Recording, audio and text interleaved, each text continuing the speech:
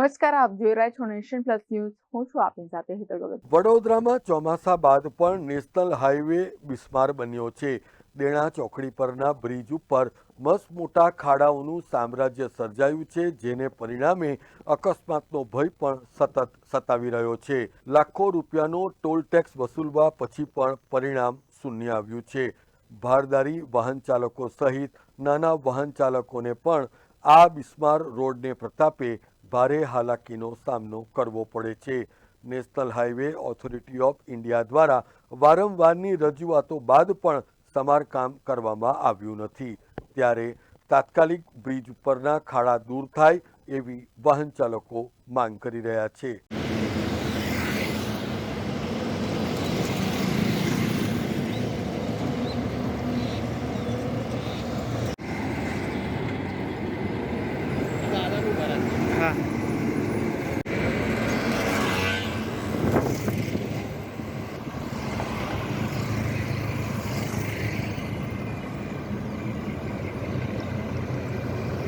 Bureau report, Nation Plus News, Vadodara.